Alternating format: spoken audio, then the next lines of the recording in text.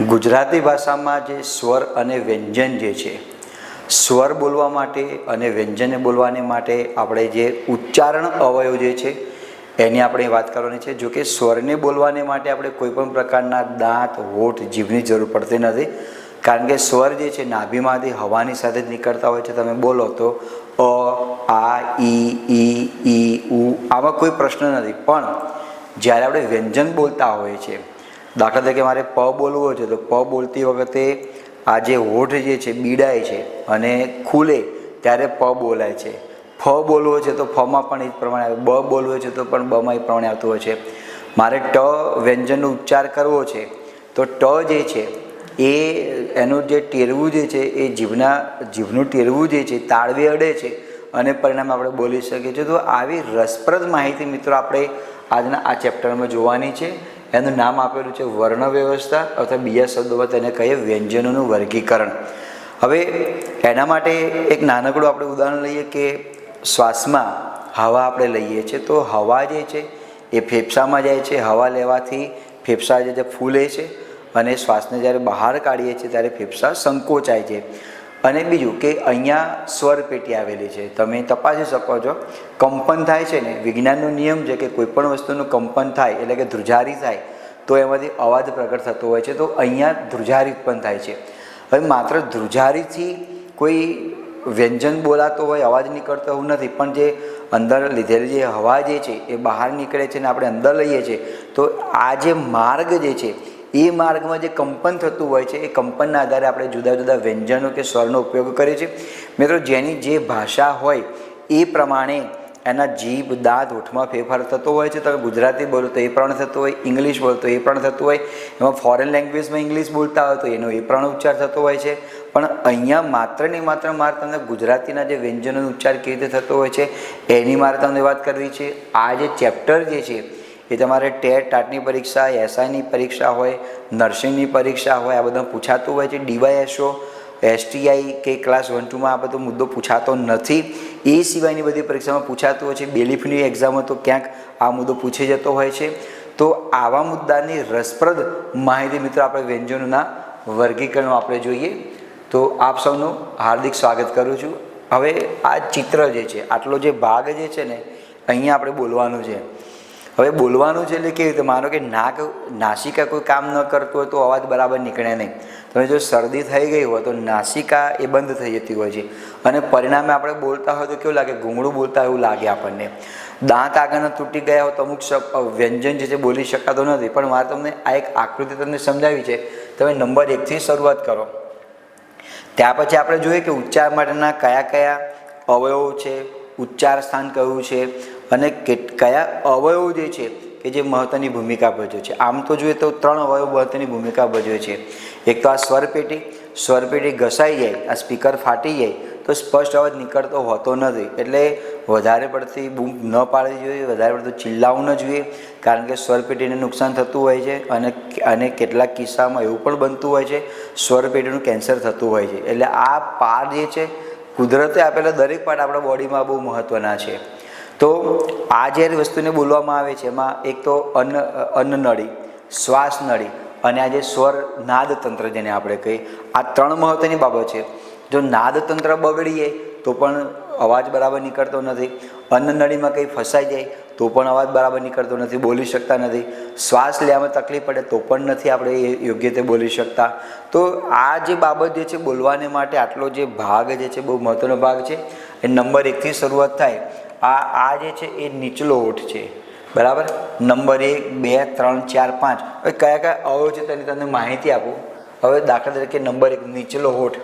આ જે છે નીચલો હોઠ બતાવે છે. આપણે બોલીએ એટલે ઉપલો હોઠ અને નીચલો હોઠ અડતો હોય છે. પછી જીભની ટોચ, આ નંબર 2, આ જીભની ટોચ. હવે જીભ તમે જુઓ, આ ટોચ છે, આ જીભની ટોચ આ પણ મહત્ત્વની છે, કારણ કે જીભની ટોચ જે છે ને તાળવે પણ અડતી હોય છે અને દાંતના પાછળના ભાગે પણ અડતી હોય છે. તમે ટ બોલો, ત બોલો, એટલે એ જીભનો એક ભાગ જે છે એ બહુ મહત્ત્વની ભૂમિકા ભજવે છે. પછી નંબર 3 છે જીહ્વાગ્ર.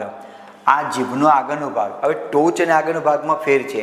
આ ટોચને કાઢી નાખો. હવે દાખલા તરીકે પિન જે છે ટાંકણી, એની જે તમે વસ્તુને નીચેના ભાગને અડાડો એનો ટોચ થયું, પછીનો જે ભાગ જે છે તેનો આગળનો ભાગ થયો પીન. તો આ દાખલા તરીકે પીન છે, તો એક આકૃતિ એને તમે જોઈ લેજો, આ પ્રમાણેની પીન છે, બરાબર. હવે આ જે અણીવાળો ભાગ જે છે એ અણીવાળો ભાગ એનો ટોચ થઈ, પછી આટલો જે ભાગ જે છે એનો આગળનો ભાગ કહેવામાં આવે. એ પ્રમાણે જીભ જે છે અહીંયા આ જે છે એ એની ટોચ છે. થોડા તમે આગળ વધો અડધો ઇંચ જેટલા એ જે ભાગ છે તેનો આગળનો ભાગ કહેવામાં આવે છે. અને રસાસ્વાદ પણ આપણે જીભ ઉપર માણી શકીએ છીએ. ખાટું છે, ખારું છે, કડવું છે, તુરું છે, ગળ્યું છે, એ પણ જીભને ખબર પડે છે. અરે જીભ ઉપરથી બીમાર વ્યક્તિ છે કે નહીં એ પણ ખબર પડતી હોય છે. જીભને બીજા શબ્દોમાં લૂલી કહેવામાં આવે છે, બીજા શબ્દોમાં તેને રસના પણ કહેવામાં આવે છે. આ જીભના સમાનાર્થી શબ્દો છે. એટલે નંબર 3માં જીહ્વાગ્ર, જીભનો આગળનો ભાગ આવશે. પછી આવશે મધ્ય ભાગ, હવે અંદરનો ભાગ જે છે તે. પછી આ જે પાછળનો ભાગ જે અહીંયા સુધી આવે છે એ આ જે નંબર 4ની અંદર, નંબર 4માં આનો મધ્ય ભાગ અને નંબર 5ની અંદર એ જે છે તેનો પૃષ્ઠ ભાગ એટલે પાછળનો ભાગ. જીભ જે છે આપણે જોડાયેલી છે. તો આ અંદર આપણે તમે જુઓ એટલે આગળનો ભાગ, મધ્યનો ભાગ અને છેક અંદરનો ભાગ. જ્યારે આપણે ખોરાકને ચાવીએ છીએ ત્યારે અન્ન નળીમાં જે ઉતરતો હોય છે અને જીભને સ્પર્શ કરીને જે ઉતરે છે એ તેનો પૃષ્ઠ ભાગ ત્યાં આગળ થયો. જોકે એટલે આ અને જીહવાનું મૂળ જેને છેક અન્નનળી સાથે જે જોડાયેલી છે એ જીહવાનું મૂળ એને કહેવામાં આવે છે. જીભ ઉપરથી પણ મિત્રો કેટલી બધી કહેવતો બની છે. અને જીભ બહુ લાંબી છે, એને લૂલી બહુ બોલ કરે છે, એની જીભ તોડી નાખો. એટલે જીભ ઉપરથી પણ કેટલા બધા રૂઢિપ્રયોગો બન્યા છે. તો એના આધારે તમે કલ્પના કરી શકો કે જીભ જે છે એ આપણા બોડી માટે કેટલી મહત્ત્વની ભૂમિકા ભજવે છે. હવે ઉચ્ચારણ સ્થાન, તો આ ઉપલો ભાગ એટલે કે ઉપલો હોઠ નંબર 7 જે છે આ ઉપલો હોઠ થયો. આ ઉપલો હોઠ. નંબર 8માં ઉપલો દાંત, એના પછીનો જે ભાગ જે છે એ ઉપલો દાંત આવશે નંબર 8.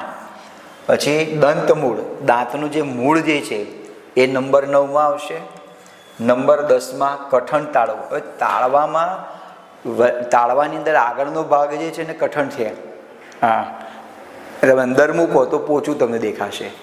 આગળનો ભાગ જે છે કઠણ છે. એટલે નંબર 10 કઠણ તાળવું, નંબર 11મો આવશે એ પોચું તાળવું આવશે. આ બધું તમે એક્સરસાઇઝ કરી છો અરીસાની સામે ઊભા રહીને. પછી નંબર 12 પડ જીભ અને નંબર 13 આવશે ફેરિંગ્સ આવશે. આ 12 નંબર છે અને આ 13 નંબર છે. આ જે છે ને એ છેક અંદરનો ભાગનો ત્યાં થયો. આ પણ કોઈ પણ શબ્દને બોલવાને માટે બહુ મહત્ત્વની ભૂમિકા ભજવતા હોય છે. હવે અન્ય અવયવ, આ સિવાયના પણ બીજા અવયવ કામ આવે છે. એમાં નાદતંત્રી છે. આ નાદ એટલે અવાજ, કંપનની અહીંયા તમે આંગળી મૂકો એટલે તમને ખ્યાલ પડશે. આ નાદતંત્રી છે. પછી નંબર 15મો છે શ્વાસ નળી. શ્વાસ નળીનું કામ શું છે? શ્વાસ લીધેલો હોય ત્યાં પહોંચતું કરવું વગેરે વગેરે તેનું કાર્ય છે. અને નંબર 15 અને નંબર 16. હવે શ્વાસ નળીમાં કે અન્ન નળીમાં કંઈ તકલીફ સર્જાય, ભલે આટલો ડિપાર્ટમેન્ટ આપણો સાજો હોય તો પણ કોઈ પણ વ્યંજનને આપણે સ્પષ્ટ બોલી શકતા હોતા નથી. તો આ એક વિજ્ઞાન છે, ભાષા કે વિજ્ઞાન જેને કહેવામાં આવે. અર્થશાસ્ત્ર પણ વિજ્ઞાન છે, સમાજશાસ્ત્ર પણ વિજ્ઞાન છે, આ ભાષા કે વિજ્ઞાન છે. મિત્રો આ જે સિલેબસ જે છે ને એ માસ્ટર ડિગ્રીમાં આવે છે.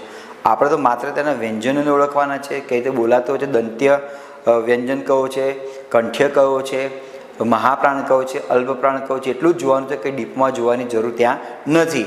આ માસ્ટર ડિગ્રી જે વિદ્યાર્થીઓ ગુજરાતી સાથે કરતા હોય એને આ વ્યાકરણમાં આ ભણવાનું આવતું હોય છે.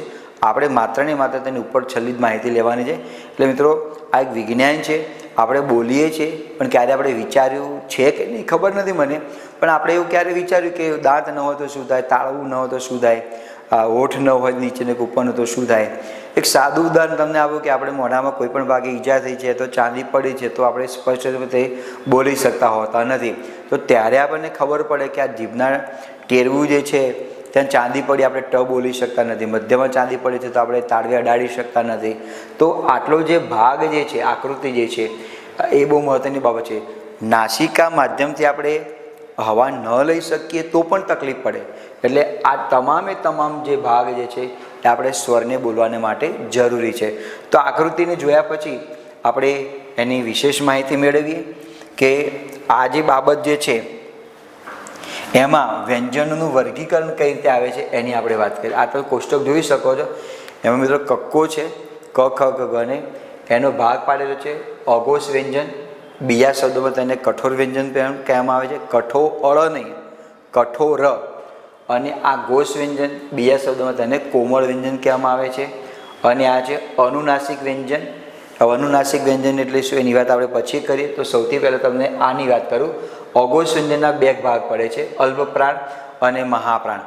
અલ્પપ્રાણ એટલે અહીંયા જે વ્યંજનો આપેલા છે એ વ્યંજનને બોલવાને માટે, આને બોલવાને માટે ઓછા શ્વાસની, ઓછા વાયુની, બીજા શબ્દોમાં ઓછી હવાની જરૂર પડતી હોય છે અને અલ્પપ્રાણ કહેવામાં આવે. બીજું કે ઉચ્છ્વાસમાં પણ વાયુ ઓછો બહાર નીકળતો હોય છે. તમે બોલો ક અને ખ, ક ખ, ખ્યાલ પડે? ક ખ એટલે અહીંયા વધારે વાયુ બહાર નીકળતો હોય છે, એ મહાપ્રાણ છે. એ રીતે અહીંયા પણ છે અલ્પપ્રાણ અને મહાપ્રાણ છે. હવે કઠોર છે. કઠોર એટલા માટે તેને કહેવામાં આવે કે અહીંયા ઘર્ષણ વધારે થતું હોય છે. ક ખ. હવે તમે ઘ બોલો તો ઘનું ઘર્ષણ ક અને ખ કરતાં ઓછું થતું હોય છે, એટલે એને કોમળ વ્યંજન કહેવામાં આવે છે. અને ઘ તો આમાં અલ્પપ્રાણમાં ક ચ ટ ત પ, મહાપ્રાણમાં ખ છ ઠ થ અને ફ. આ કઠોર અઘોષ વ્યંજન થયા. ઘોષ કોમળ વ્યંજન એમાં પણ અલ્પપ્રાણ છે અને મહાપ્રાણ છે. નાનો ગ, મોટો ગ, જ ઝ, ડ ઢ, દ ધ, અળ અને ભ. હવે બહુ મહત્વની બાબત, પરીક્ષામાં પ્રશ્ન કઈ રીતે પૂછાય? તમને માનો કે તમને ખ આપ્યો અને કહ્યું કે ખ વ્યંજન જે છે એ કયા વર્ગમાં આવે? ક વર્ગમાં આવે, ખ વર્ગમાં આવે, ઘ વર્ગમાં આવે કે કયા આવે? તો એને ક વર્ગમાં આવનારા વ્યંજનો આટલા છે, ક ખ ઘ અને ગ. આ ક વર્ગમાં આવે. અનુનાસિક વ્યંજનને તમારે ધ્યાનમાં લેવાનું નથી, એની વ્યાખ્યા અલગ છે, એટલે એની આપણે હાલ એને કોઈ છંછેડતા નથી. તો ક વર્ગની અંદર ક વર્ગ પણ, ક વર્ગમાં આવનારા વ્યંજનો છે ક ખ ઘ અને ઘ. ક વર્ગને બીજા શબ્દોમાં કંઠ્ય વ્યંજન કહેવામાં આવે છે. કંઠ્ય એટલે ગળું. આ વ્યંજનોને જ્યારે આપણે બોલીએ છીએ ત્યારે ગળામાં એનું કંપન થતું હોય છે. તમે આગળ મૂકીને તમે ચેક કરી શકો છો. ક ખ ગ ઘ, મહાપ્રાણ ઘ, ક ખ ઘ ઘ, મહાપ્રાણ ત્યાં અલ્પપ્રાણ અને મહાપ્રાણ આવે છે. કંઠ્ય આ પ્રકારના જે વ્યંજનો જે છે ગળામાંથી બોલાય છે, માટે તેને કંઠ્ય વ્યંજન કહેવામાં આવે છે. પરીક્ષામાં પ્રશ્ન આ પ્રમાણે આવી શકે કે ક જે છે કયા વર્ગનું વ્યંજન છે? નીચેનામાંથી કંઠ્ય વ્યંજન ઓળખીને બતાવો. કંઠ એટલે ગળામાંથી જે અવાજ નીકળતો અવાજને ઓળખીને બતાવવાનો છે. હવે આવે છે તાલવ્ય. તાલવ્યનો અર્થ બને છે તાળવું. તો તાળવું પણ બહુ મહત્વની ભૂમિકા છે. બોલવાની સાથે સાથે આપણે જે ખોરાક ખાધેલો હોય એ નાકમાં ઘૂસી ન જાય એટલે બહુ મહત્વનું આવરણ છે આ તાળવું. તાળવું ન હોય તો ઘણી બધી સમસ્યાઓ સર્જાતી હોય છે. ઘણા બાળકોનો જન્મ થાય એટલે જન્મની સાથે તાળવું હોતું જ નથી, કૃત્રિમ તાળવું નાખવું પડતું હોય છે. એટલે બોલવા માટે પણ બહુ મહત્વની બાબત છે તાલવ્ય. તાલવ્ય એટલે બીજા શબ્દોમાં તેને આપણે ચ વર્ગના કહીશું. તો ચ વર્ગમાં કયા કયા આવે? ચ, છ, જ અને ઝ. આ ઝ બોલે એટલે જીવ થોડી ધ્રુજારી થાય છે. આ તમને ખ્યાલ પડે એટલા માટે થોડી ધ્રુજારી આપું છું. ઝ એમ તમને ખ્યાલ પડે એટલા માટે. બાકી કોઈના ઝંખના નામ તો ઝંખના એવું ના કહેવાય, ઝંખના એમ જ કહે એટલે થોડી ધ્રુજારી આવે. આ જમાં કોઈ પણ પ્રકારની ધ્રુજારી આવતી નથી. અને આ ઝ, આ જે છે ચ વર્ગ અને તાલવ્ય વર્ગ. તાલવ્ય વર્ગ એટલે આ વ્યંજનોને બોલવાને માટે આપણે તાળવાની જરૂર પડતી હોય છે. તમે બોલો ચ, છ, જ, ઝ, તાળવાની જરૂર પડે છે, એટલે તેને તાલવ્ય વ્યંજન કહેવામાં આવે છે. આ ચ વર્ગના થયા, આ ક વર્ગના થયા. હવે આવે છે મૂર્ધન્ય. બીજા શબ્દોમાં તેને વર્ષ્ય કહેવાય છે. તો એમાં કયા આવે? ટ, ઠ, ડ અને ઢ. તો ટ વર્ગના આટલા વ્યંજનો છે, ટ, ઠ, ડ અને ઢ. હવે તમે બોલો ટ બોલશો એટલે જીભનું જે ટેરવું જે છે એ તાળવે અડે છે, ટ ઠ. હવે મારે ટપાલી બોલવું છે તો જીભનું ટેરવું એ તાળવે અડે. તપેલી બોલવું છે તો જીભનું ટેરવું જે છે તાળવે નથી અડતું. ટપાલી, તપેલી, ત, ટ. તો આ જીભનું ટેરવું અડે એવા વ્યંજન છે ટ, ઠ, ડ અને ઢ. પછી આવે છે દંત્ય. તો આ પ્રકારના વ્યંજન બોલવાને માટે દાંતની જરૂર પડે છે. દાંતનું પાછળનો જે ભાગ છે દ. તો દાંત જે છે દ અને તાળવું આ બે મહત્વની ભૂમિકા ભજવે છે. હવે માનો કે આગળના દાંત પડી ગયા હોય કે નીચેના દાંત પડી ગયા હોય તો આને બોલી શકાતું નથી. ત બોલવું હોય તો એ વ્યક્તિ ત બોલે છે કે થ બોલે છે ખબર ના પડે. એટલે દંત્ય અથવા તો ત વર્ગ. તો ત વર્ગમાં કયા આવે? ત, થ, દ અને ધ. પછી આવે છે ઓષ્ઠ. ઓષ્ઠ એટલે હોઠ. હોઠ બીડે અને ખુલે ત્યારે જ આ વ્યંજનને બોલી શકીએ છીએ. અને બીજા શબ્દોમાં તેને સ્ફોટક વ્યંજન પણ કહેવામાં આવે છે, કારણ કે આ વ્યંજનને બોલીએ ને એટલે થોડો સ્ફોટક પદાર્થ એટલે એક ફટાકડો ફૂટતો હોય ને એવો આપણે ભાસ થતો હોય. દાખલા તરીકે જો એ તમને સમજાવવા માટે બોલું છું, પ, ફ, ફ, આ સ્ફોટક. પ, ફ, બ, ભ એટલે સ્ફોટક વ્યંજન પણ કેને કહેવામાં આવે છે. તો ઓષ્ઠ વ્યંજન, આ પ્રકારના જે વ્યંજન જે છે તેને બોલવાને માટે હોઠ ખુલ્લા પડતા હોય છે અને બીડવા પડતા હોય છે. તમે હોઠ બીડો પણ જો તમે ખોલો નહીં તો પ બોલી ના શકાય. મારે પ બોલવો છે, મેં હોઠ બીડી નાખ્યા, ખોલતો નથી, તો હું પ ના બોલી શકું, ફ પણ ના બોલી શકું, બ પણ ના બોલી શકું, ભ પણ ના બોલી શકું. એટલે આટલા જે ભાગ છે કંઠ્ય, તાલવ્ય, મૂર્ધન્ય, મૂર્ધ્યનું બીજું નામ છે વટ્સ્ય, દંત્ય અને ઓષ્ઠ્ય, આ પ્રકારના વ્યંજનો બોલવાને માટે આટલા બહુ મહત્ત્વની ભૂમિકા ભજવે છે. હવે આપણે વાત કરીએ અનુનાસિક. નાસિક એટલે નાક થાય. આ પ્રકારના જે વ્યંજન જે છે એને બોલવાને માટે આપણે નાસિકા, નાકની જરૂર પડતી હોય છે. તો તમને એવું લાગે કે આ પ્રકારના વ્યંજનો નાકની જરૂર ના પડે? હા, એમાં પણ જરૂર પડે, પણ ફેર કેટલો છે? આ વ્યંજનો બોલીએ ને એટલે તમે આંગળી નાક આગળ તમે મૂકો અને અંગ બોલો એટલે ગરમ વાયુ બહાર નીકળે છે. અંગ, યમ, ન, મ. તમે ક બોલો તો નાકમાંથી ગરમ વાયુ બહાર નથી નીકળતો, ક, ખ એમ નીકળે, મોઢામાંથી નીકળે. જ્યારે આ નાસિકામાંથી આ વ્યંજન બોલીએ ત્યારે નાસિકામાંથી, નાસિકા એટલે નાક, નાકમાંથી ગરમ વાયુ બહાર નીકળતો હોય છે અને અંગ બનશે. અંગ, અંગ. ગુજરાતી ભાષામાં અંગનો ઉપયોગ પહેલાં થતો હતો, આજે પણ થાય છે, પણ આપણે લખતા જ નથી. લખવું છે તો એનો ઉપયોગ થતો હોય છે, પણ બહુ ઓછો હવે લોકો ઉપયોગ કરવા માંડ્યા છે. તો આ અનુનાસિક વ્યંજન 5 છે. આ પ્રશ્ન પૂછાયેલા અનુનાસિક વ્યંજન કેટલા? તો 5 છે. કયા કયા? અંગ, તો આંગળી મૂકો એટલે નાસિકામાંથી ગરમ વાયુ બહાર નીકળે, અંગ. પછી યંજ કહેવાય, યંજ, યંજ, અણ, ન અને મ, માટે તેને અનુનાસિક વ્યંજન કહેવામાં આવે છે. આ પ્રકારના વ્યંજનનો ઉચ્ચાર કરતાં નાસિકા મારફતે ગરમ વાયુ બહાર નીકળે છે, માટે તેને અનુનાસિક વ્યંજન કહેવામાં આવે છે. અનુનાસિક વ્યંજન કુલ 5 છે: અંગ, યંજ, ણ, ન અને મ. તો આ પ્રમાણેનું ટેબલ જે છે મિત્રો, તમારે ટેબલને યાદ રાખવું પડશે. હવે આપણે તેની ઝીણવટ ભરી આપણે તેની માહિતી મેળવી, દરેકની વ્યાખ્યાની આપણે વાત કરીએ. તો સૌથી પહેલાં આવે છે સ્વર. સ્વર એટલે શું? અંગ્રેજીમાં 5 જ સ્વર છે, એની વોવેલ્સ આપણે કહીએ છીએ. ગુજરાતી ભાષામાં તમે અથી શરૂઆત કરો ને અહ સુધી આવો તો 13 વ્યંજન થાય છે, પણ વ્યંજન નહીં, 13 સ્વર થાય છે. પણ સાર્થ જોડણી કોષ પ્રમાણે 11 સ્વરને માન્ય રાખવામાં આવ્યા છે. પ્રબોધકાંત પંડિતે તો માત્ર 7 જ સ્વરને માન્ય ગણેલા છે, પણ આપણે તો સાર્થ જોડણી કોષ પ્રમાણે આપણે ચાલવાનું છે. સાર્થ જોડણી કોષનું જે સૂત્ર જે છે એમાં લખેલું છે કે કુલ 11 વ્યંજન છે અને 12મો અમ અને અહને 11 સ્વર છે, વ્યંજન નહીં, 11 સ્વર છે અને અમ અને અહને એ સ્વર ગણતા નથી. પ્રબોધકાંત પંડિતે તો માત્ર 7 જ ગણેલા છે. હિન્દીમાં પણ તમે જાઓ તો પણ 11 સ્વરને માન્યતા આપવામાં આવેલી છે, એટલે કુલ 13 સ્વર નથી. ઘણી બુક્સની અંદર 13 સ્વરની વાત કરી છે, કુલ સ્વર 13, પણ આપણે સાર્થ જોડણી કોષ પ્રમાણે જવાનું છે, એ પ્રમાણે 11 છે. આ પ્રશ્ન પૂછાયેલો છે. સ્વરની કુલ સંખ્યા કેટલી? તો 11. ઓપ્શનમાં 13 પણ આપ્યું હતું, ઘણા દોસ્તો 13 પણ લખીને આવ્યા હતા, પણ ખરેખર 11 છે. સ્વરની વ્યાખ્યા શું?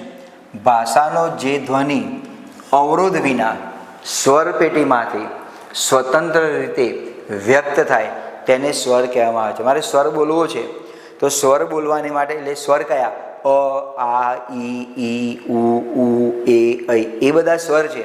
એને બોલવાને માટે તમે જો, મારે હોઠની, દાંતની, જીભની કોઈ જરૂર પડતી નથી. એ નાભીમાંથી હવા નીકળે છે.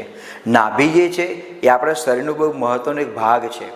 નાભી ચક્ર જેને કહેવામાં આવે, એ પણ બહુ મહત્ત્વનો ભાગ. એમાંથી જે હવા નીકળે છે ને એ થોડો મુખમાં ફેરફાર થાય, અ, આ, ઈ, ઉ એમ થાય છે. પણ તમે પણ બોલી શકો છો કે તમારે દાંતની, હોઠની કંઈ જરૂર પડતી હોતી નથી. એટલે લખ્યું છે કોઈ પણ પ્રકારના અવરોધ વિના આ સ્વરપેટી છે. સ્વરપેટીમાંથી સ્વતંત્ર રીતે જે પ્રગટ થતું હોય, વ્યક્ત થતું હોય, વ્યક્ત એટલે રજૂ, તેને સ્વર કહેવામાં આવે છે. અંગ્રેજી ભાષામાં તો 5 જ સ્વર છે, એ, ઈ, આઈ, ઓ અને યુ.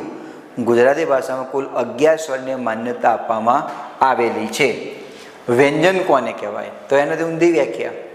ઊંધી એટલે ભાષાનો જે ધ્વનિ સ્વરપેટીમાંથી, આ સ્વરપેટી અવરોધ સાથે ઘર્ષણથી વ્યક્ત થાય, રજૂ કરવામાં આવે, તેને વ્યંજન કહેવામાં આવે છે. હવે વ્યંજન બોલવાને માટે સ્વરપેટી મહત્વની બાબત છે. હોઠ, દાંત, જીભ, તાળવું, આ બધી બાબતો મહત્વની છે. જ્યારે આમાં જીભ, દાંત તાળવાની જરૂર પડતી નથી. અહીંયા ઘર્ષણની સાથે સાથે હોઠ, દાંત, જીભ જેવું વ્યંજન એ પ્રમાણે તેની જરૂર પડતી હોય છે. તો આ વ્યંજનની વ્યાખ્યા થઈ. મિત્રો, વ્યંજનની વ્યાખ્યા અને સ્વરની વ્યાખ્યા પણ તમારે ધ્યાનમાં રાખવી જરૂરી છે. હવે આપણે તમને આગળ ટેબલ બતાવ્યું, એમાં અઘોષ વ્યંજન લખ્યું હતું અને અઘોષ વ્યંજનની નીચે લખ્યું હતું કઠોર.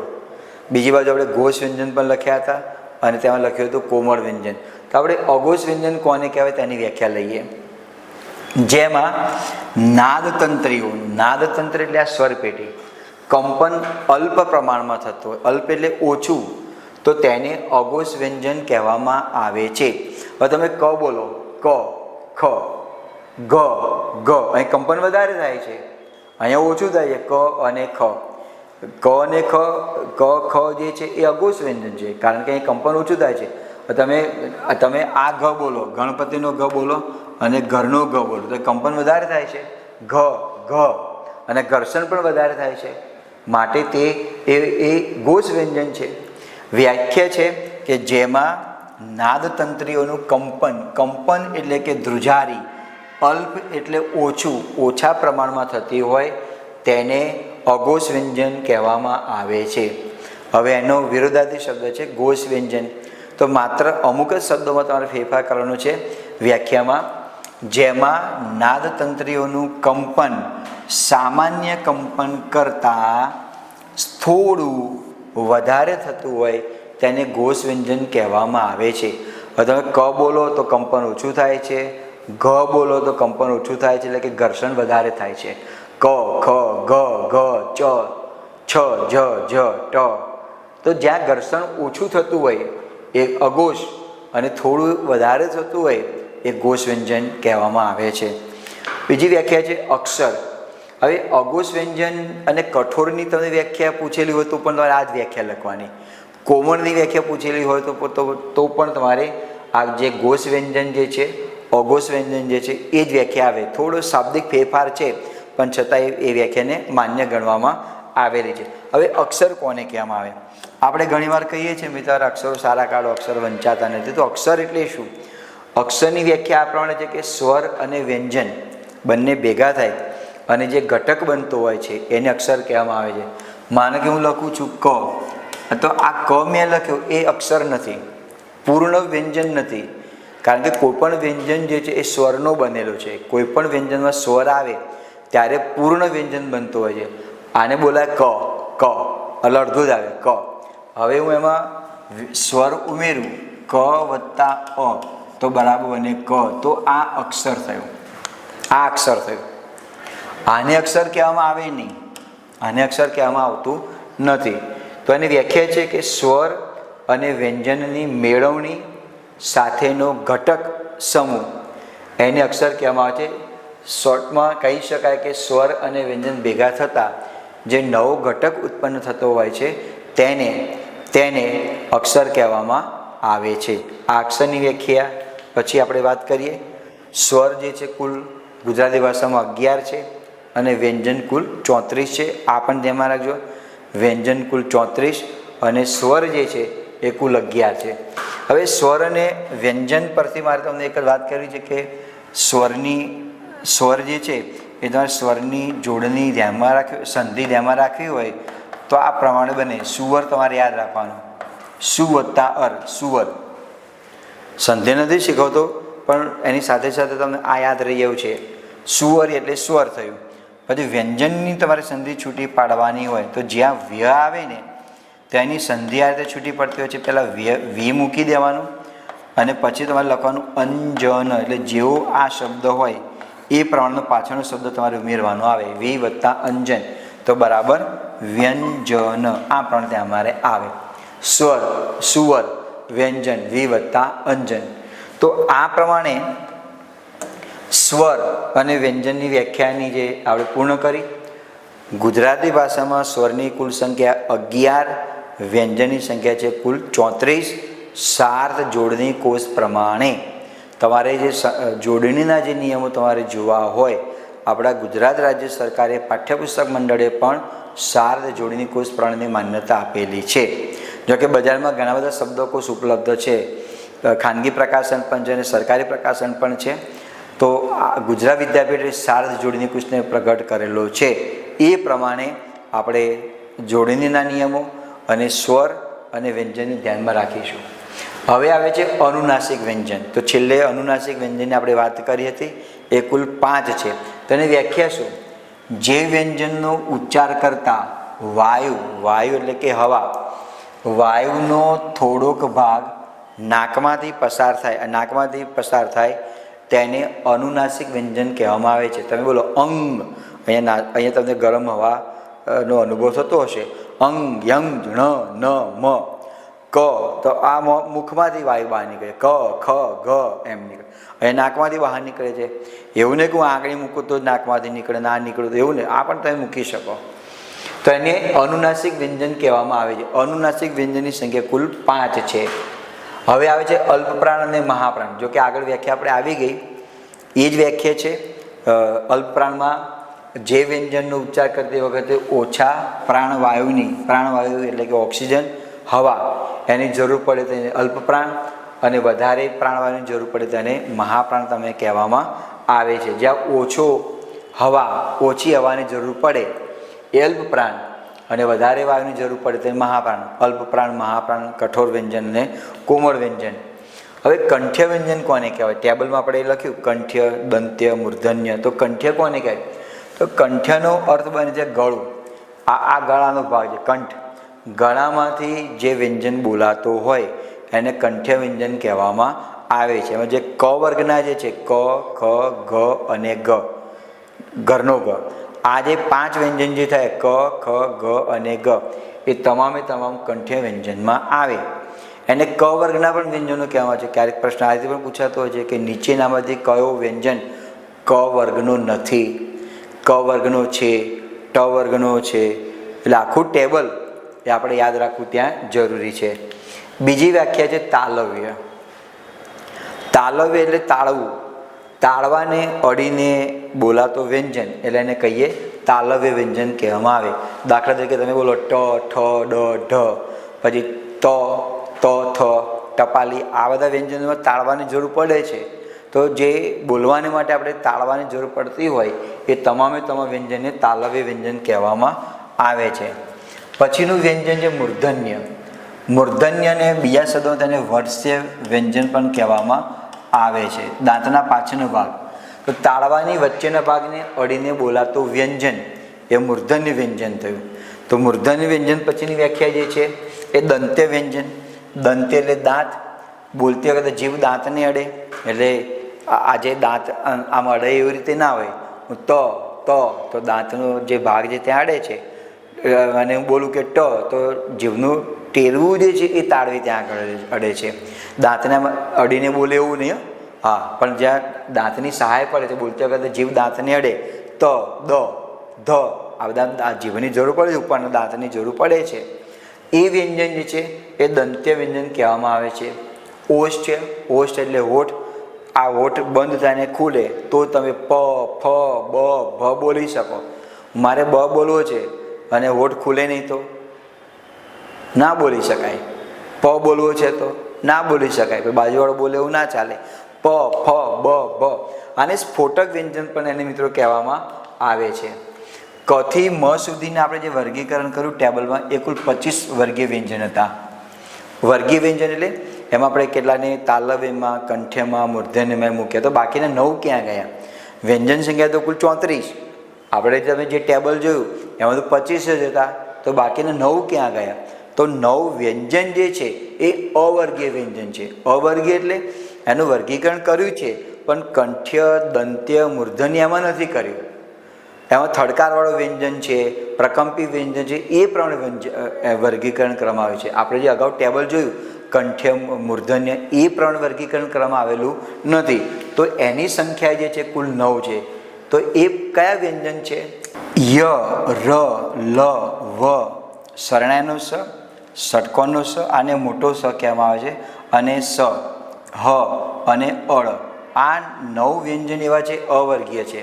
પણ અવર્ગીય એટલે કેવા? દાખલા તરીકે ર જે છે પ્રકંપી વ્યંજન છે. ર બોલો એટલે ધ્રુજારી આવે છે. તમે અળ બોલો, અળ બોલતી વખતે જીભ તાળવે અડે છે અને બંને બાજુ નળિયા જેવો ભાગ થાય છે અને બંને બાજુથી હવા પસાર થાય છે, એ અળ ત્યાં થયું.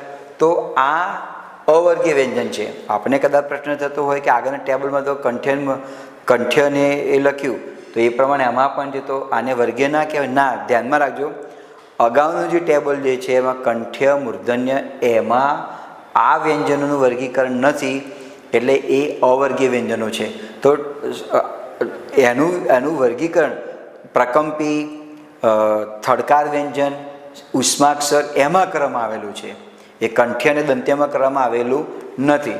તો આ દરેકને આપણે માહિતી લઈએ. ય, ર, લ, વ, શ, શ, શ, હ અને અળ શું છે? તો પહેલું આપણે લઈએ ય અને વ. આ અર્ધ સ્વર છે. અર્ધ સ્વર કુલ 2. કયા કયા? ય અને વ. બીજા શબ્દોમાં તેને અંતઃસ્થ કહેવામાં આવે છે. જેમ અંતઃસ્થ નદીઓ છે, આગળ જતાં જતાં એ ધરતીમાં સમાઈ જાય છે, બનાસ, સરસ્વતી અને રૂપેણ, એ પ્રમાણે આ પણ જે છે આગળ બોલતા બોલતા અંદર સમાઈ જાય છે. તો 2 છે, ય અને વ. તો દાખલા તરીકે તમે બોલો ગાય, તો યને આપણે આખું નથી બોલતા, ય એવું નથી, ગાય એવું નથી બોલતા. આ શું છે? ગાય છે એવું નહીં, ગાય. ભાવ, ભાવ એવું નથી બોલતા. તો આ જે છે બંને અંતઃસ્થ એટલે અડધો સ્વર બતાવે છે. એટલે 2, 9માંથી 2 તો નીકળી ગયા, 7 રહ્યા. આ ય આવી ગયો અને આવી ગયેલો છે વ આવી ગયો. તો ર, લ, સ, સ, સ, હ અને અળ એ શું છે? તો આપણે તેની માહિતી મેળવી. એ શું છે આપણે એની વાત કરીએ. દંત્ય પાર્શ્વિક વ્યંજન એ છે લ. 9 અવર્ગીય વ્યંજનો છે, એમાંથી આપણે ય અને વ એની વાત કરી, અર્ધસ્વરની વાત કરી, અંતઃસ્થ સ્વરની વાત કરી. હવે આપણે લઈએ છીએ લ. લ જે છે એ દંત્ય પાર્શ્વિક વ્યંજન છે. કેવી રીતે? જીભનો આકાર નળિયા જેવો થાય છે. મેં તમને અગાઉ અળની વાત કરી, પણ અળ જે છે એ થડકારવાળું વ્યંજન આવે. અળ તાળવી અડે ને જીભ નીચે પછડાય છે, એ અળને તમારે થડકારવાળું વ્યંજન લઈ શકાય. એમાં લેવાનો દંત્ય પાર્શ્વિક વ્યંજન લ. લ તમે બોલો એટલે જીભનો આકાર નળિયા જેવો થાય છે. પેલું દેશી નળિયો આવે ને આ પ્રમાણેનું, આ દેશી નળિયો આવે, આ પ્રમાણેનો દેશી નળિયો આવો આકાર થાય. અને આ જે બંને ભાગ જે છે મોઢાનો, એમાંથી હવા બહાર નીકળે. વિલાયતી નળિયાના 2 પ્રકાર, સપાટ જેવું આવે છે ને એ વિલાયતી નળિયું છે, ને આપણું પેલું દેશી નળિયું થોડું વળાંક હોય. એટલે આ જે વ્યંજન જે છે જીભનો આકાર નળિયા જેવો થાય, આપણે બોલીએ એટલે તાળી અડે. અને બંને જે ભાગ જે છે અને હવા જીભના બંને પડખેથી એન્ડ બહાર નીકળે, બંને પડખેથી પસાર થાય છે, એને દંત્ય પાર્શ્વિક વ્યંજન કહેવામાં આવે છે. તો દંત્ય પાર્શ્વિક વ્યંજન કયો? લ. આ તે પ્રશ્ન આવે, દંત્ય પાર્શ્વિક વ્યંજન કહો તો લ. તો દરેક તમારી પાસે કોઈ પણ તમે પુસ્તક વાંચતા હો એમાં આ ચેપ્ટર આપેલું છે. પણ આ ચેપ્ટરની સમજૂતી જે તમને આપેલું છે, ધોરણ 10નું જે પાઠ્યપુસ્તક જૂનો અભ્યાસક્રમ હતો એમાંની જે માહિતીથી ધોરણ 10 અને 9 એનું ભેગું કરીને માહિતી છે. એટલે એ સિવાયનું તમે પુસ્તક વાંચતા હોય તો તમને આમાંથી કંઈ જુદું લાગતું હોય શું છે, પણ બધાનો સારાંશ આ જ જોવા માટે તમને મળે છે. હવે આવે છે થડકારવાળું વ્યંજન અળ. અળ તમે બોલો તો જીભ તાળવે અડે અને નીચે પછડાતી હોય છે. જીભ પેઢા કે તેની ઉપરના ભાગની નજીક જઈ તરત જ નીચે પછડાય છે. અળ પછડાય છે, અળ. આ થડકારવાળું વ્યંજન કહેવામાં આવે. થોડું થડકું આવે છે. થડકો એટલે વજન, થોડો ભાર આવે. અળ. લ જીભનો આકાર નળિયા જેવું બને, બંને પડખેથી હવા પસાર થાય છે. અળ થડકારવાળો ભાગ છે, ઉપર અડે છે અને નીચે પછડાય છે, તો થડકારવાળો વ્યંજન અળ થયો. 9 જે અવર્ગીય વ્યંજન જે છે એની વાત કરું છું. પછી આવે છે દંત્ય પ્રકંપી વ્યંજન ર. તમે ર બોલો તો થોડી ધ્રુજારી આવે છે ને, ર એમ. રમેશ નામ તો ર બોલે ધ્રુજારી આવે છે. પછી આપણે આ ના બોલીએ કે રમેશ એવું ના આવે, રમેશ એમ જ બોલાય. તમે ર બોલો એટલે તરત જ આપણને અનુભવ થાય છે કે થોડી ધ્રુજારી આવે છે.